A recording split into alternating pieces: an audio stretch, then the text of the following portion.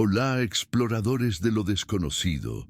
Si las sombras del bosque también hablan, dale me gusta, suscríbete y prepárate, porque esta historia no los dejará dormir tranquilos. Tras un gran incendio forestal, cuando las últimas llamas se han extinguido y el humo acre empieza a disiparse, un silencio diferente se instala en el paisaje. No es la quietud, plena de vida, del bosque virgen, con el susurro del viento en las hojas y el lejano canto de un pájaro. No, es un silencio pesado, denso, casi un vacío donde antes se oía el crepitar del fuego y el rumor de los árboles al caer.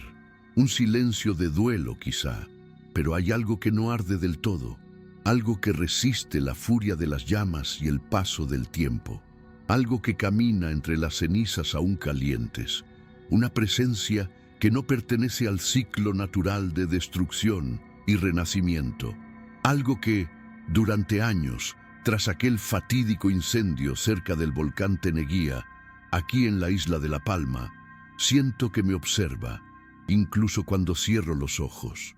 Y esta es una verdad que arde más que cualquier brasa. Me llamo Alejandro Cáceres, y durante 55 años este cadáver ha caminado por la tierra, 32 de ellos dedicados a servir como guardabosques en esta isla de contrastes, donde el verde exuberante de antiguos bosques de laurisilva coexiste con la negra desolación de recientes erupciones volcánicas y los incendios que, con aterradora regularidad, arrasan nuestras laderas. Soy un hombre moldeado por la soledad de las patrullas y el espectáculo repetido de la naturaleza en sus extremos de furia y resiliencia.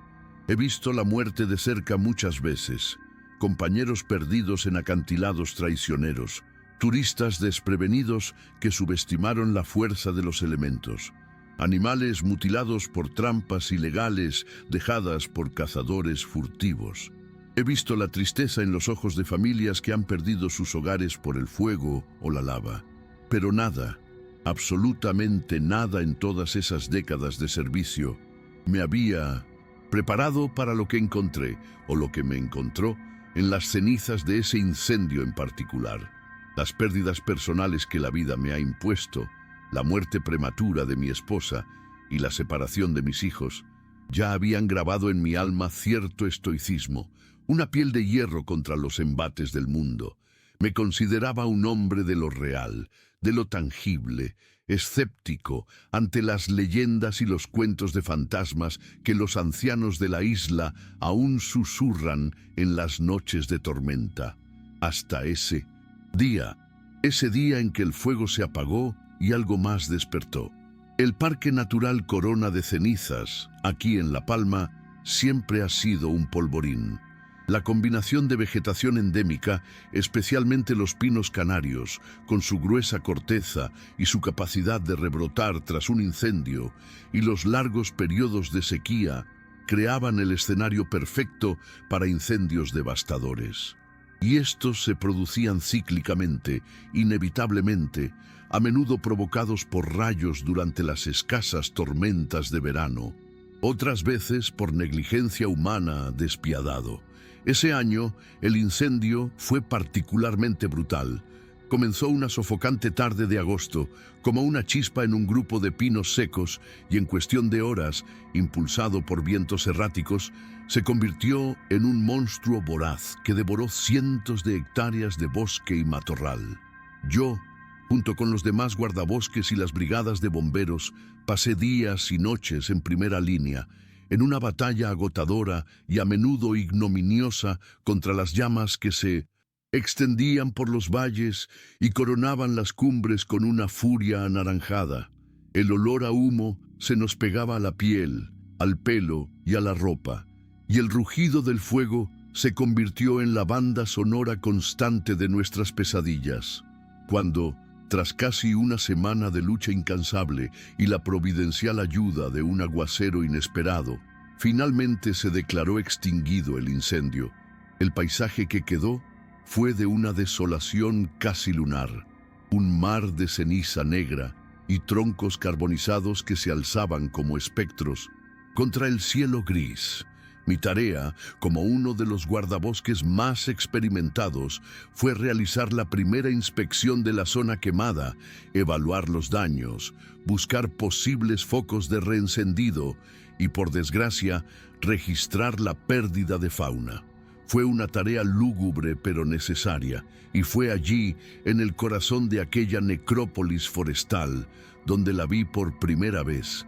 Caminar por un bosque recientemente quemado es una experiencia sensorial única y profundamente inquietante. El silencio, como mencioné, es el primer impacto, una ausencia casi dolorosa de los sonidos habituales de la vida silvestre. El suelo bajo tus botas es una mezcla de ceniza fina y caliente que se eleva en pequeñas nubes a cada paso, y de tierra reseca y estéril. El olor acre de madera quemada y resinas aún volátiles impregna el aire, y el calor residual que emana del suelo se puede sentir incluso a través de las gruesas suelas de los zapatos. El mundo se reduce a una paleta de negro, gris y el marrón carbonizado de los troncos que han sobrevivido, muchos de ellos aún ardiendo en su interior, como si albergaran brasas de resentimiento. Avancé lentamente por el paisaje devastado, con la mirada fija en cualquier señal de anormalidad, cualquier indicio de peligro. El sol de la tarde, filtrado a través de una persistente neblina de humo, proyectaba sombras largas y distorsionadas sobre el terreno irregular. Fue entonces mientras caminaba alrededor de un grupo de pinos canarios cuyas copas habían sido completamente consumidas, dejando solo los troncos negros y desnudos, que lo noté. De pie, entre dos de estos gigantes carbonizados, a unos 200 metros de distancia, había una figura, inmóvil, encapuchada y completamente cubierta por una gruesa capa de hollín, de pies a cabeza, mimetizándose casi a la perfección con el entorno de ceniza y carbón. Mi primera reacción fue un sobresalto, seguido de una descarga de adrenalina. ¿Un superviviente perdido? ¿Un saqueador buscando algo de valor entre los escombros? ¿O quizás alguien desorientado, en estado de shock? La distancia y la calidad de la luz difusa dificultaban distinguir los detalles, pero la silueta era inconfundiblemente humana, o al menos humanoide. ¡Hola!, grité, con una voz extrañamente alta y fuera de lugar en el silencio sepulcral. ¿Estás bien? ¿Necesitas ayuda? La figura no se movió. No hubo reacción, ningún gesto, ningún sonido. Permaneció allí, una estatua de ceniza y sombra con la capucha ocultando por completo cualquier rastro de rostro. Sentí un escalofrío, una sensación de extrañeza que iba más allá de la simple preocupación. Había algo profundamente extraño en esta quietud, en esta falta de respuesta. «Soy guardabosques», continué, intentando mantener un tono tranquilo y profesional, incluso mientras una creciente aprensión comenzaba a instalarse en mi pecho. «La zona aún no es segura.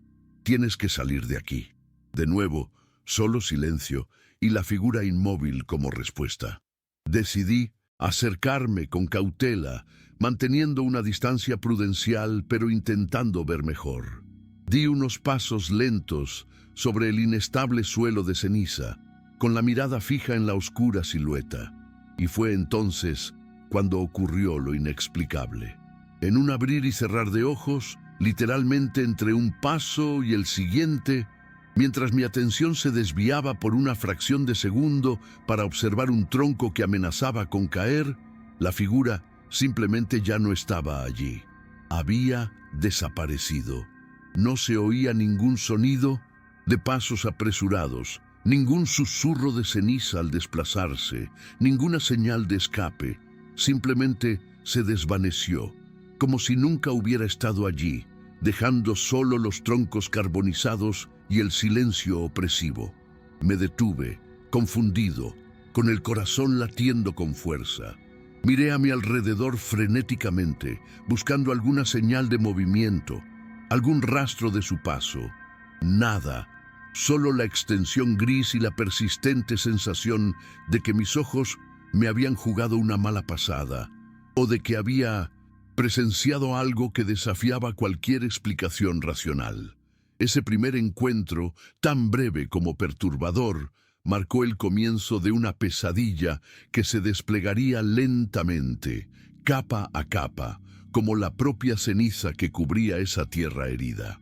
En los meses posteriores a aquel gran incendio, la vida en la Reserva Natural Corona de Cenizas intentaba retomar lentamente su curso.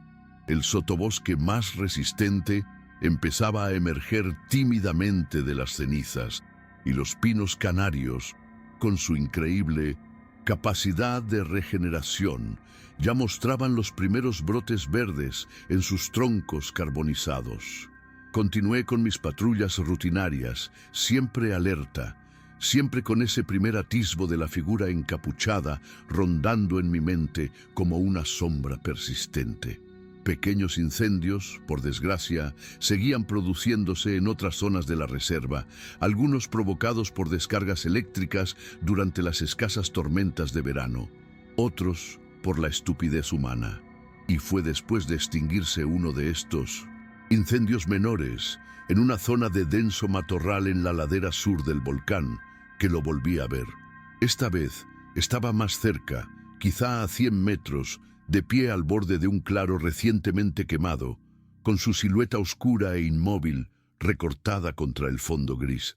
La misma postura, la misma capucha que le ocultaba el rostro, el mismo hollín cubriéndolo de pies a cabeza, y al igual que la primera vez que intenté acercarme, cuando lo llamé, desapareció sin dejar rastro, en un abrir y cerrar de ojos, como un espejismo de humo.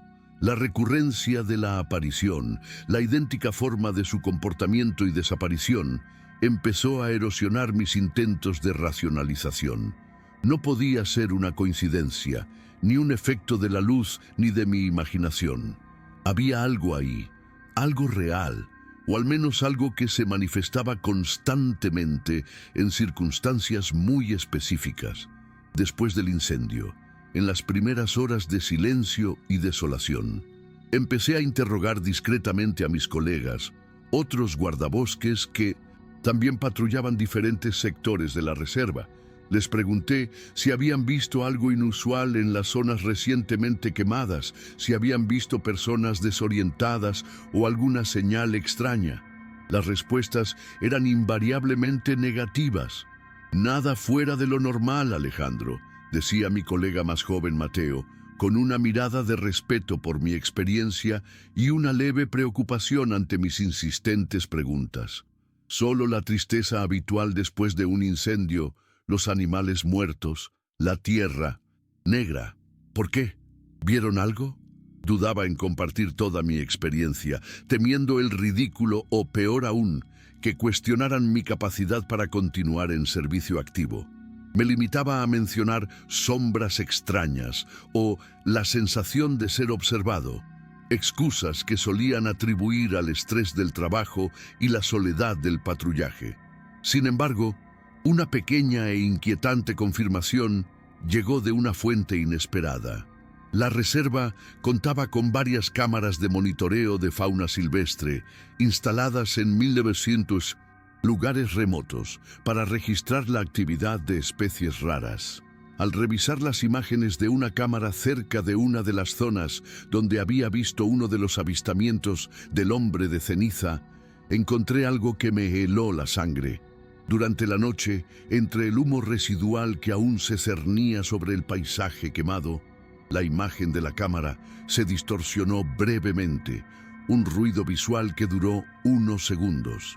Y en esos pocos segundos, congelados fotograma a fotograma, apenas pude distinguir una silueta oscura y vertical al fondo de la imagen, una forma que apareció en no más de 3 fotogramas consecutivos y luego desapareció, como si la hubieran borrado de la grabación. La calidad era mala, la distancia considerable, pero el parecido con la figura que había visto era innegable. No era una prueba concluyente, pero fue suficiente para alimentar mi creciente convicción de que algo muy extraño estaba sucediendo. Con el tiempo, y con la dolorosa regularidad de los incendios que seguían salpicando el paisaje de la reserva, comencé a reconocer un patrón macabro en las apariciones del hombre de ceniza. Solo aparecía después de que el fuego se extinguiera por completo, nunca mientras se combatían las llamas, como si esperara que el silencio y la desolación emergieran.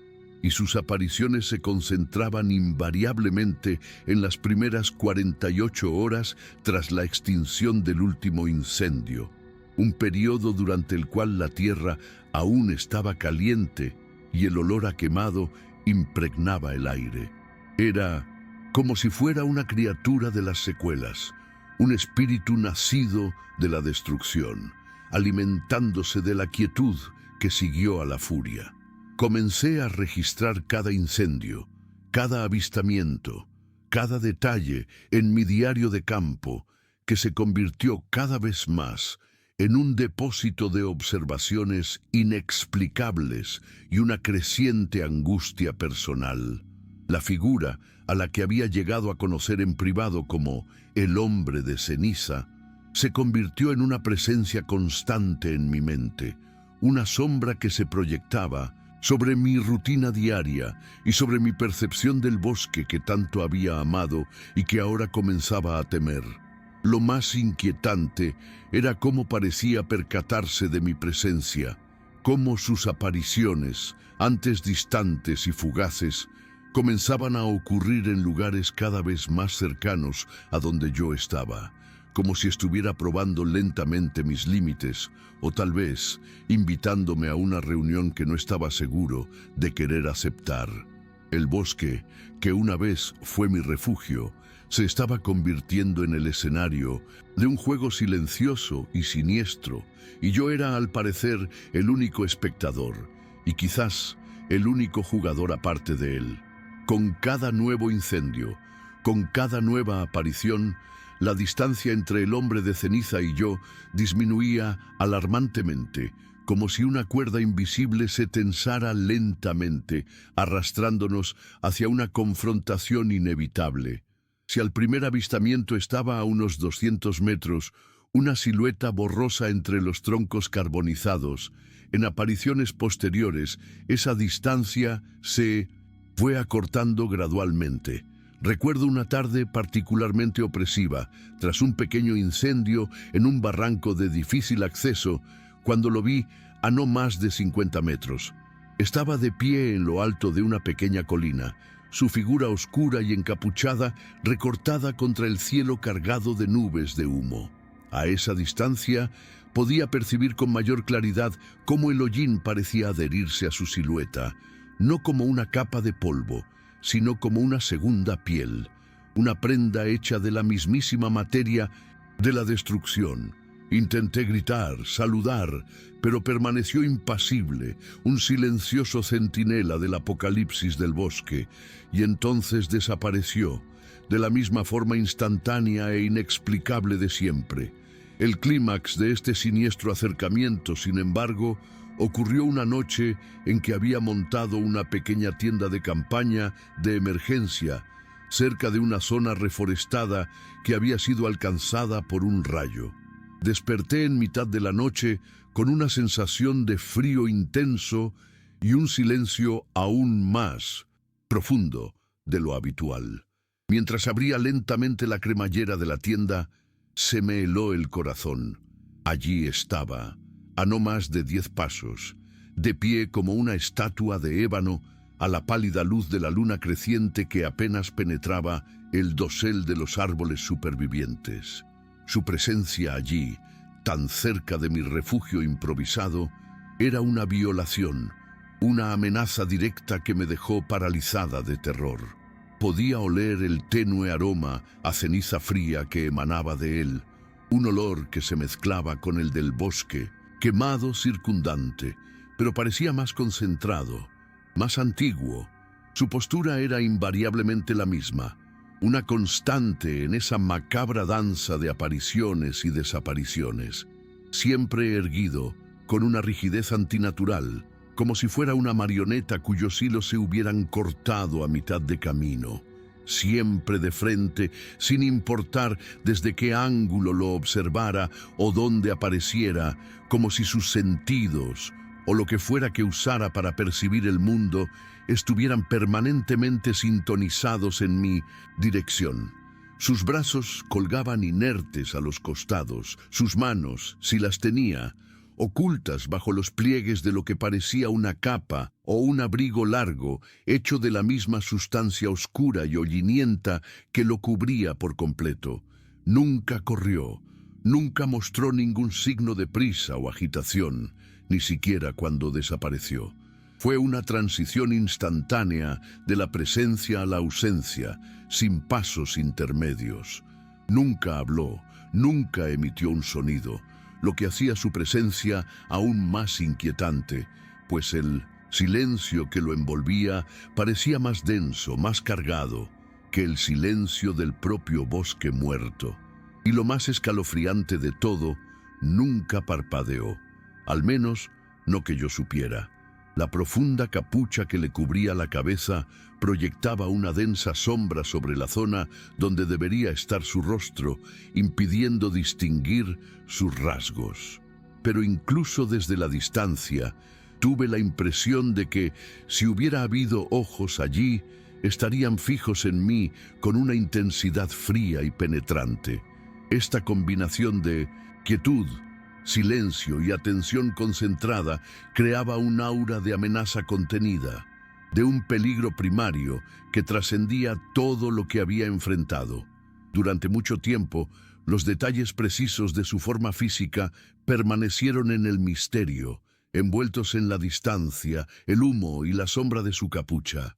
El hollín que lo cubría parecía tan esencial a su forma que me pregunté si estaría hecho de ceniza, una macabra escultura moldeada por la furia del fuego. Pero una noche particularmente oscura, cuando la luna nueva se ocultaba tras densas nubes y la única luz provenía de las brasas lejanas de un incendio recientemente extinguido, tuve un atisbo que cambió mi percepción de la entidad para siempre. Estaba patrullando una zona de difícil acceso, donde pequeños focos de reencendido aún emergían obstinadamente, cuando lo sentí antes de verlo. Un escalofrío en la nuca, un repentino descenso de temperatura, el olor a ceniza fría cada vez más intenso. Y allí estaba, más cerca que nunca, quizás a 20 metros, parcialmente oculto por el esqueleto ennegrecido de un gran alcornoque. La capucha seguía sobre su cabeza, pero por una fracción de segundo, quizá debido a un sutil movimiento del viento o a un cambio de perspectiva, la sombra bajo ella pareció alejarse apenas un instante, y entonces la vi. Un único punto de luz roja, brillando con fuerza en la oscuridad de la capucha, como un carbón encendido, un ojo solitario que parecía latir con vida propia, una vida maligna. No era un reflejo, ni un efecto de la luz. Era un resplandor interior, una fuente de luminiscencia propia que irradiaba un calor sutil que podía sentir incluso desde la distancia. La visión de ese ojo rojo brillante me paralizó. Un terror primigenio se apoderó de cada fibra de mi ser. No era humano, no era de este mundo. Era algo antiguo, algo elemental, algo nacido del fuego y que lo llevaba en su interior. Al instante siguiente, desapareció, como siempre. Pero la imagen de ese ojo solitario y ardiente quedó grabada en mi retina, la prueba definitiva de que estaba lidiando con una fuerza más allá de mi comprensión y muy posiblemente de mi capacidad de supervivencia. Los efectos de la presencia del hombre de ceniza no se limitaban a sus apariciones fantasmales. Empecé a notar anomalías sutiles, pero persistentes, en la misma tierra que tocaba, o mejor dicho, en las zonas que recorría con mayor frecuencia. La regeneración de la flora, que en nuestra isla volcánica suele ser sorprendentemente rápida tras los incendios, parecía inexplicablemente retrasada en los mismos lugares donde lo había visto. Mientras las laderas vecinas ya estaban cubiertas por una verde alfombra de nuevas plántulas y los pinos canarios mostraban sus vigorosos brotes.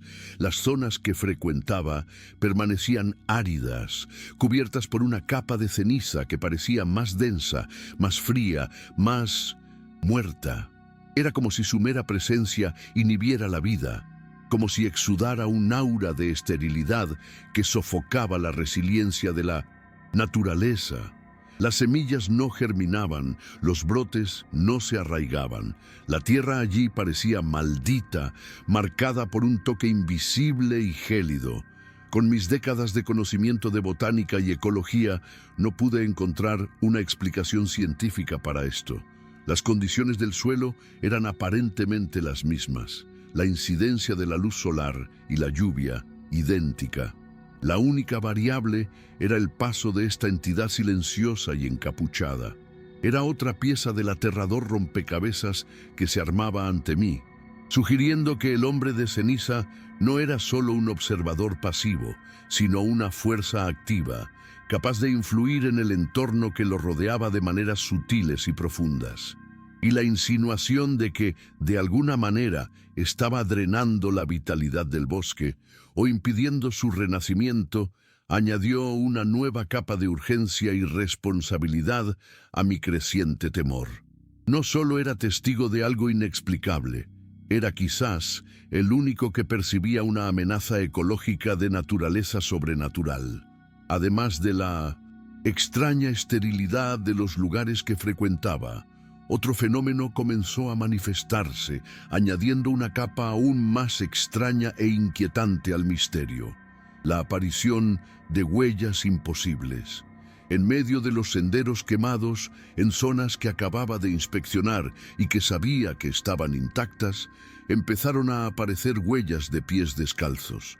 Eran huellas frescas, hundidas en la capa de ceniza fresca, como si alguien de peso considerable hubiera caminado por allí momentos antes.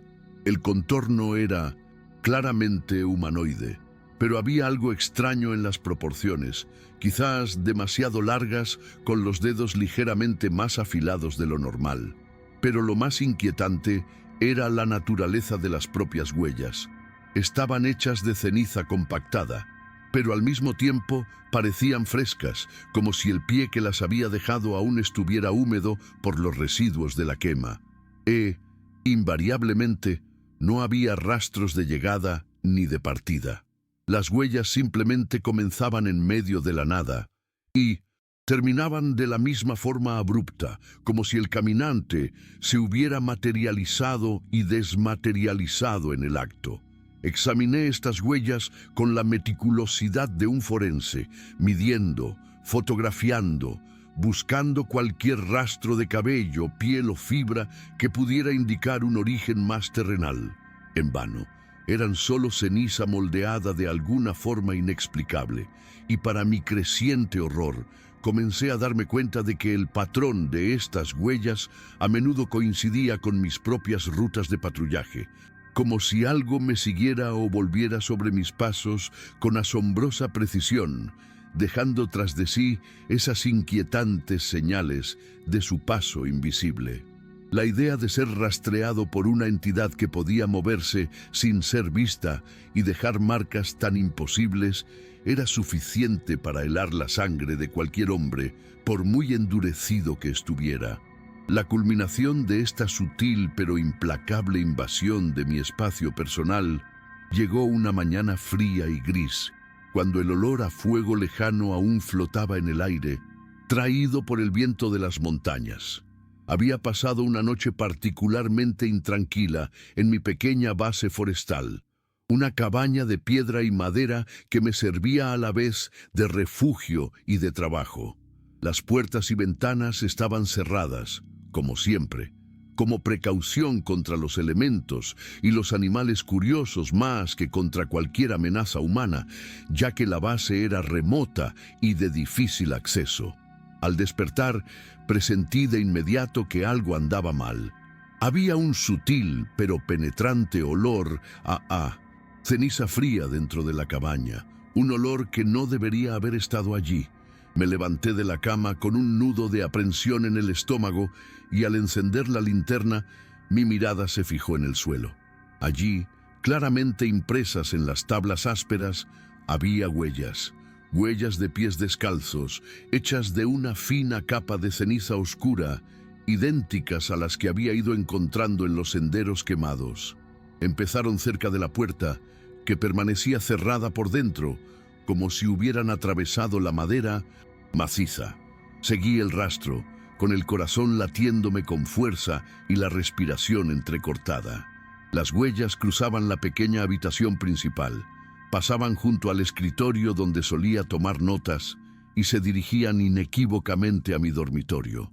Con manos temblorosas, entreabrí la puerta y entré. Las huellas continuaban, rodeando la cama y deteniéndose bruscamente justo al lado de la almohada donde había descansado mi cabeza durante la noche.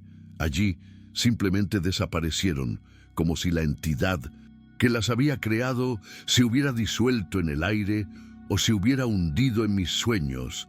Darme cuenta de que esa cosa, el hombre de ceniza, había estado allí, dentro de mi refugio, a centímetros de mí mientras dormía, vulnerable e inconsciente, fue un golpe devastador. La ya frágil sensación de seguridad se evaporó por completo, reemplazada por un miedo constante y una paranoia abrumadora. Ya no estaba a salvo en ningún lugar. La creciente certeza de que me enfrentaba a algo que trascendía las leyes de la naturaleza y el entendimiento humano me impulsó a buscar respuestas en lugares donde normalmente no buscaría. Si la ciencia y la lógica no ofrecían explicación, quizás el pasado, las experiencias de otros que habían recorrido estos mismos caminos antes que yo, podrían arrojar algo de luz al misterio. Empecé a hurgar en los viejos archivos de la administración de la reserva, cajas polvorientas y olvidadas que contenían informes de patrullaje, registros de incidentes y diarios de campo, de guardabosques de décadas pasadas. Era un trabajo tedioso y a menudo frustrante, ya que la mayoría de los documentos trataban sobre asuntos rutinarios y burocráticos. Pero la persistencia, impulsada por la desesperación, finalmente dio sus frutos. En una carpeta de cartón amarillenta etiquetada con el año 1978, encontré un informe de un guardabosques llamado Ismael Romero, un nombre que recordaba vagamente haber oído de colegas mayores, siempre asociado con historias de desapariciones misteriosas. El informe de Romero comenzaba de forma mundana, describiendo las condiciones meteorológicas y la rutina de patrullaje. Pero a medida que leía, el lenguaje se volvía más vacilante, las observaciones más extrañas. Y entonces llegué al pasaje que me aceleró el corazón. Romero describió, con una claridad inquietante, una presencia que camina tras el fuego, siempre cubierta de ceniza, sin rostro, sin nombre, que había visto varias veces en las zonas recién quemadas de la ladera norte del volcán. Las descripciones coincidían inquietantemente con mis propias observaciones del hombre de ceniza, la quietud, la desaparición repentina, la sensación de ser observado. Fue la confirmación que tanto temía como necesitaba. No estaba solo en esta aterradora experiencia. La lectura del informe de Ismael Romero continuó revelando detalles aún más oscuros e inquietantes. Habló de una creciente sensación de terror, de la impresión de que la entidad gris lo seguía, acercándose cada vez más, con cada nuevo incendio. También describió la aparición de huellas inexplicables y la sensación de que el propio bosque parecía reaccionar a la presencia de esta criatura con un silencio sepulcral y una extraña reticencia a que la vida regresara a las zonas por las que había pasado.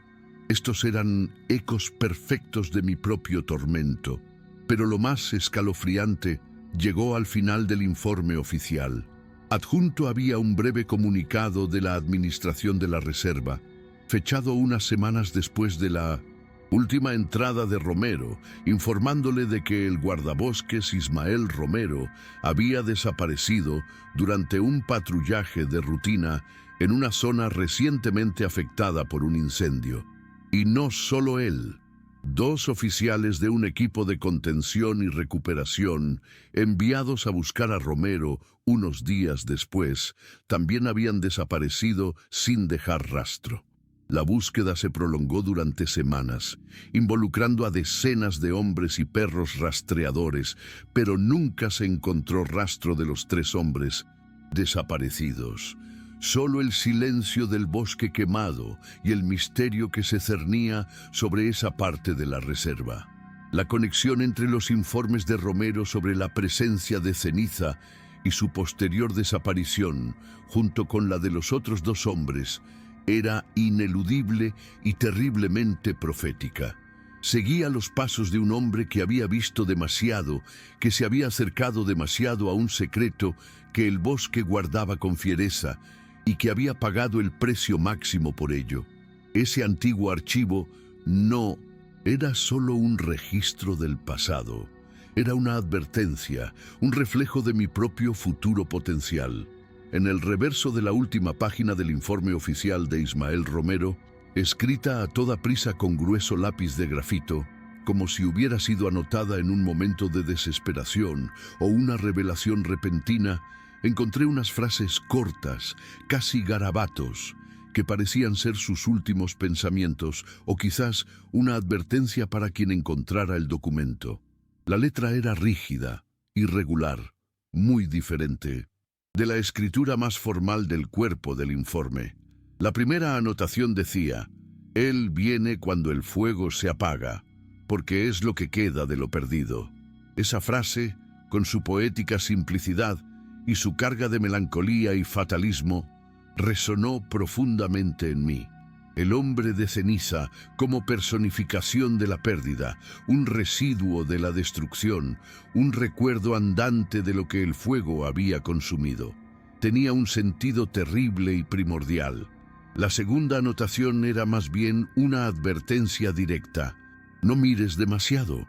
Recordé de inmediato la visión del ojo rojo brillante, la sensación de que el contacto visual prolongado con esa entidad podía tener consecuencias inimaginables, tal vez robarme el alma o la cordura. Y la tercera y última anotación era aún más específica y estaba cargada de miedo supersticioso. «No pronuncies su nombre en voz alta». Me estremecí. El hombre de ceniza. Era el nombre que yo mismo le había dado a la entidad, en mis pensamientos y en mi diario. ¿Romero también lo había llamado así?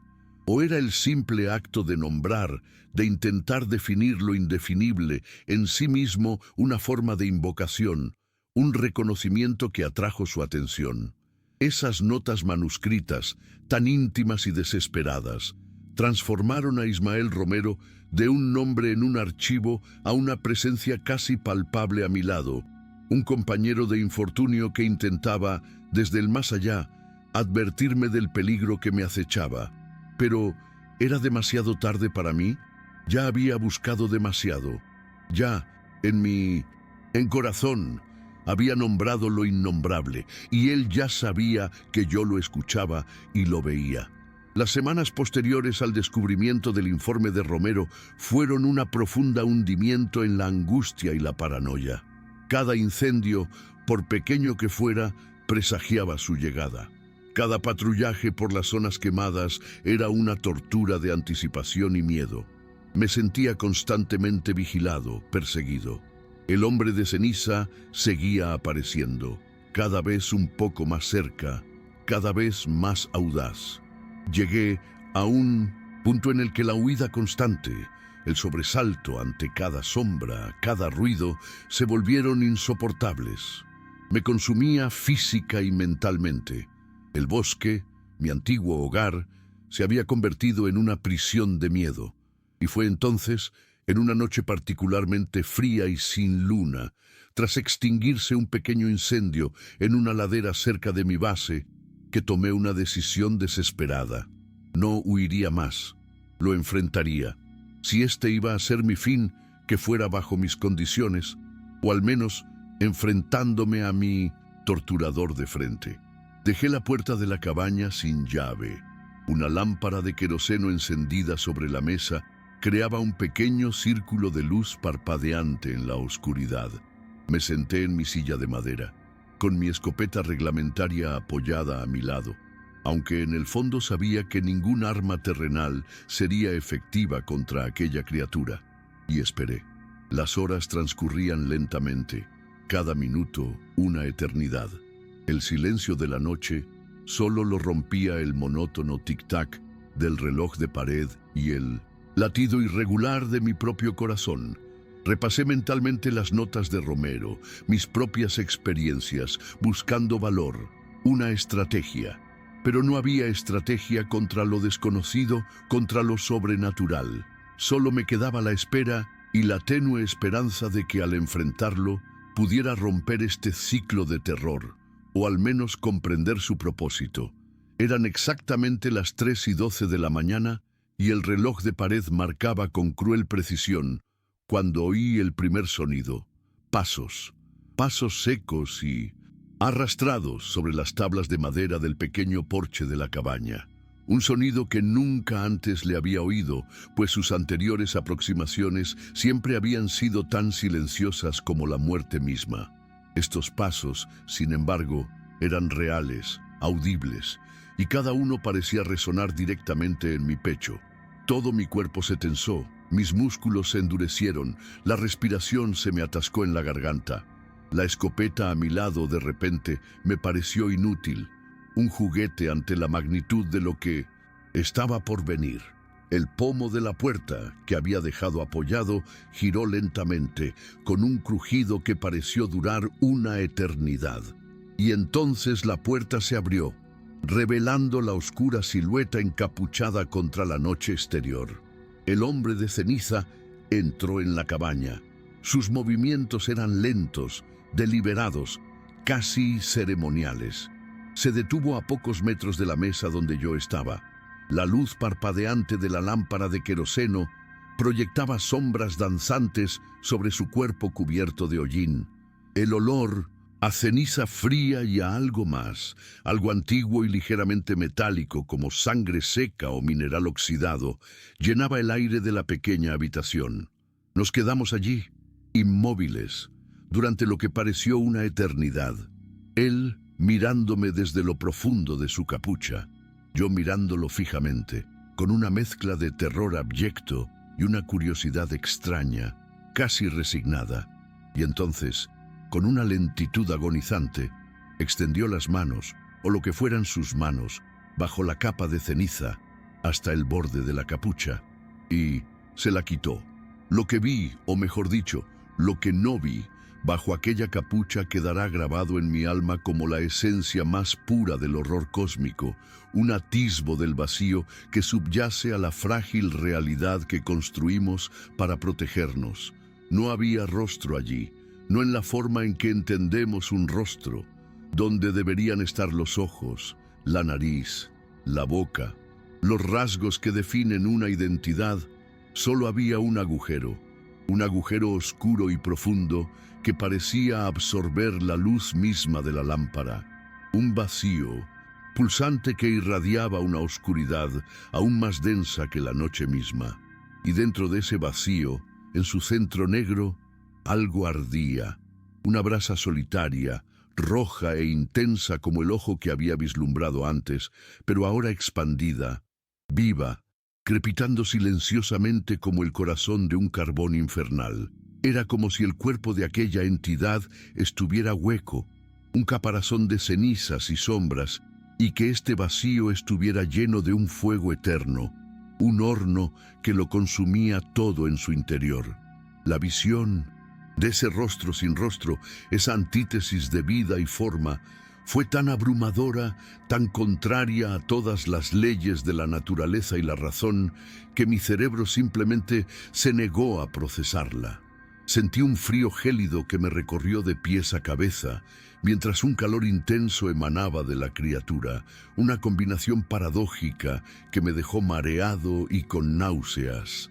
El aire a mi alrededor pareció vibrar y un sonido comenzó a formarse, no en mis oídos, sino directamente en mi mente, un zumbido bajo y creciente, como el de un enjambre de insectos invisibles o el gemido lejano de 1000 almas perdidas. Y entonces, la oscuridad me envolvió. Me desmayé. No sé cuánto tiempo permanecí inconsciente, sumido en ese abismo de terror absoluto. Cuando por fin recuperé la conciencia, los primeros rayos pálidos y grises del amanecer se filtraban por las rendijas de la ventana, trayendo consigo el canto vacilante de un pájaro madrugador. La cabaña estaba silenciosa, fría y vacía. El hombre de ceniza había desaparecido. La puerta estaba abierta tal como la había dejado. La lámpara de queroseno se había apagado, su llama consumida en mi ausencia. Me senté en el duro suelo, con el cuerpo dolorido, la cabeza palpitante, el recuerdo del sin rostro aún vívido y palpitante en mi mente. Fue entonces cuando sentí un extraño ardor en la mano izquierda. Al levantarla hacia la tenue luz, vi la marca. En la piel del dorso de mi mano había una espiral oscura, casi negra, como si la hubieran dibujado con ceniza fina y compactada, o quemado allí con un hierro al rojo vivo. La espiral era perfecta, con giros que se atenuaban gradualmente hacia un punto central, y parecía extrañamente integrada en mi piel, no como suciedad superficial, sino como un tatuaje de sombras. Intenté limpiarla, frotándola con saliva y la manga de mi camisa, pero la marca no desaparecía, no cambiaba. Estaba allí para quedarse, un sello indeleble de mi encuentro con lo innombrable, un pacto silencioso, cuyos términos desconocía, pero cuyas consecuencias empezaría a sentir muy pronto. Desde aquella noche, aquel enfrentamiento y la huella que dejó en mi mano y mi alma, el hombre de ceniza no ha vuelto a aparecer ante mí, al menos no como antes, como una presencia física y visible en los paisajes quemados. Patrullar las zonas incendiadas se volvió menos opresivo, aunque el silencio y la desolación aún me resultaban diferentes, un recordatorio constante de lo que había presenciado. Pero algo más había cambiado, algo profundamente extraño e inexplicable. Los incendios en la Reserva Natural Corona de Cenizas, especialmente en el sector bajo mi responsabilidad, comenzaron a comportarse de forma anómala. Incendios que antes habrían requerido días de lucha y decenas de hombres para controlarlos, ahora se extinguían en cuestión de minutos, a menudo incluso antes de que llegaran los primeros equipos de bomberos. Era como si una fuerza invisible sofocara las llamas, las brasas, impusiera una calma sobrenatural a la furia del fuego. Mis compañeros hablaban de la suerte de nuestro sector, de las condiciones meteorológicas favorables que siempre parecían protegernos. Pero sabía la verdad. Vi la espiral de ceniza en mi mano, sentí su leve escozor al encenderse un nuevo fuego, y comprendí con una claridad fría y resignada que me había convertido en parte de algo, un eslabón de un ciclo antiguo y terrible. El precio de mi supervivencia, o de mi silencio, fue este control sobrenatural sobre el fuego, un poder que no había pedido y que me atormentaba con sus implicaciones. El pacto, si se le puede llamar así, me pasó factura de otras maneras, más sutiles pero igual de agotadoras. Mis noches se convirtieron en un tormento. El sueño, cuando llegaba, era ligero, intranquilo, lleno de pesadillas recurrentes y vívidas. Soñaba con el rostro sin rostro del hombre de ceniza, con el palpitante pozo de carbón mirándome en la oscuridad. Soñaba con bosques en llamas, pero las llamas no eran anaranjadas ni crepitantes como las que conocía. Eran frías, oscuras, silenciosas y lo consumían todo con una voracidad voraz. Y en mis peores pesadillas oía gritos. Los gritos de hombres, mujeres y niños atrapados en las llamas, sus voces llenas de una agonía que parecía filtrarse hasta el alma. Desperté empapado en sudor frío, con el corazón acelerado, la marca de mi mano palpitando como si ardiera. Eran estas las voces de lo que se había perdido en el fuego, las almas que el hombre de ceniza llevaba dentro, o eran premoniciones, atisbos de un futuro donde yo mismo sería consumido por ese ciclo de destrucción y silencio. No lo sé. Solo sé que la paz me abandonó y la soledad, antes una compañera constante, se convirtió en una pesada carga, pues en el silencio de la noche las voces de mis pesadillas parecían más cercanas, más reales. Me convertí en guardián no solo del bosque, sino de un terrible secreto, y el peso de ese conocimiento me consumía día tras día. Hay cosas que sobreviven a un fuego. Lo he aprendido a las malas. Recuerdos, miedos y entidades que se alimentan de la destrucción y lo que queda de ella. Y hay otras cosas que nacen del fuego mismo, moldeadas en las cenizas y el silencio que siguen a la devastación. El hombre de ceniza es una de esas cosas, una presencia que camina en la frontera entre lo que fue y lo que nunca debería ser. Él es el eco de la pérdida, la sombra de la llama, el guardián silencioso de los lugares donde la vida ha sido arrasada por la furia de los elementos. Y yo, Alejandro Cáceres, con esta marca en mi mano y este peso en mi alma, me he convertido de alguna manera en parte de su dominio, un observador cautivo de su ciclo eterno. El bosque que me rodea sigue vivo, regenerándose, pero para mí nunca volverá a ser el mismo. Cada árbol carbonizado es un recordatorio. Cada ráfaga de viento que dispersa las cenizas parece susurrar su nombre no pronunciado. Y el silencio entre los troncos quemados ya no es solo la ausencia de sonido. Es una presencia expectante, una quietud que espera.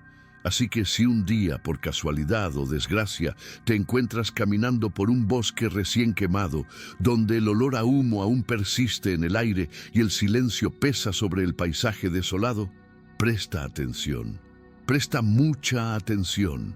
Y si por un instante sientes que no estás solo, si ves una figura en el rabillo del ojo, o si un escalofrío inexplicable te recorre la espalda, no mires atrás. Acelera el paso. Busca la compañía de la luz y de los vivos, y no te dejes llevar por la curiosidad de contemplar lo que acecha entre las cenizas. El hombre de ceniza camina en silencio y tiene muchos nombres, aunque ninguno debería pronunciarse. Es paciente y observa, y el próximo nombre que adopte, grabado en tu memoria de fuego y pérdida, podría ser el tuyo.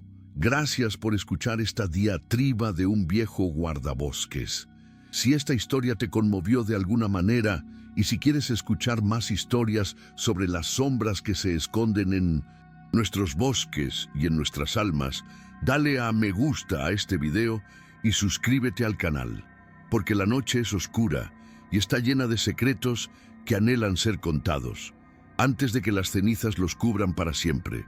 Si te gusta esta historia, suscríbete al canal, dale me gusta y activa las notificaciones para no perderte el contenido futuro. Hasta luego.